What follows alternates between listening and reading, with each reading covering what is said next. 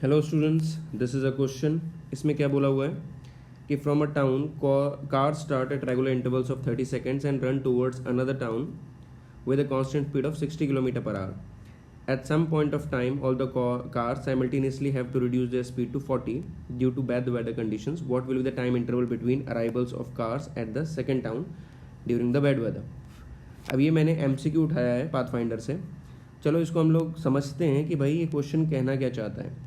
जैसे मान लीजिए हमारे पास इधर दो टाउन्स हैं, एक टाउन ए है और यहाँ पर टाउन बी है, और कार्स को इधर ट्रैवल करना है और कुछ 30 सेकेंड्स के इंटरवल के बाद में वो निकलती हैं नॉर्मली, राइट, इस तरह से।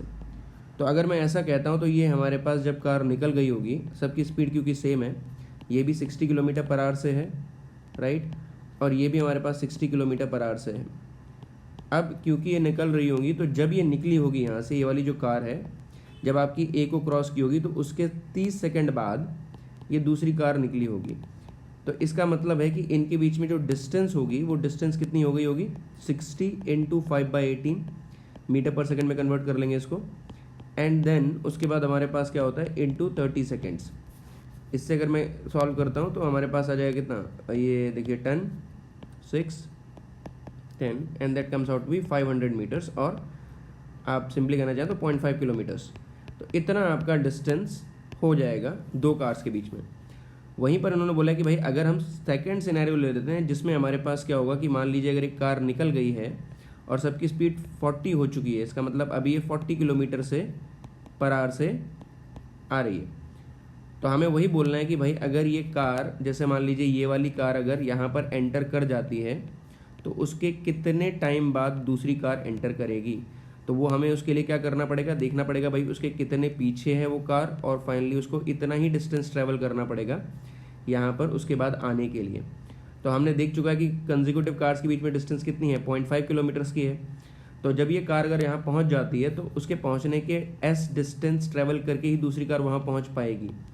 तो 40 किलोमीटर पर आवर की स्पीड है, तो अगर हम बात करेंगे तो टाइम कितना लगेगा उसको पहुंचने के लिए दूसरी कार को, that will be s upon 40 into meter per second में कन्वर्ट कर देंगे 5/18। तो हमारे पास कितना है, 500 मीटर है ही है, और कितना हो जाएगा 40 इंटू 5/18। इसको अगर हम सॉल्व करते हैं तो ये 9, ये हो जाएगा कितना 20, एंड हम इसको और फर्दर सिंप्लीफाई कर देंगे तो हमारे पास फाइनली कितना बन जाएगा, ये दिस इज़ 5 एंड टाइम की वैल्यू हो जाएगी 45।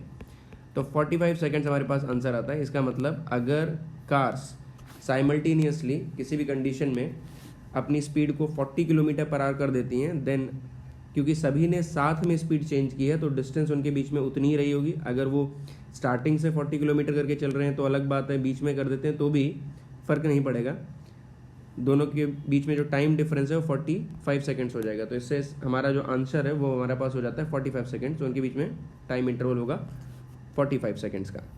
आई होप ये आपको क्वेश्चन समझ में आया होगा। This is the question from pathfinder, MCQs from kinematics. मैं ऐसे ही क्वेश्चंस और करता रहूँगा। Stay tuned, good luck.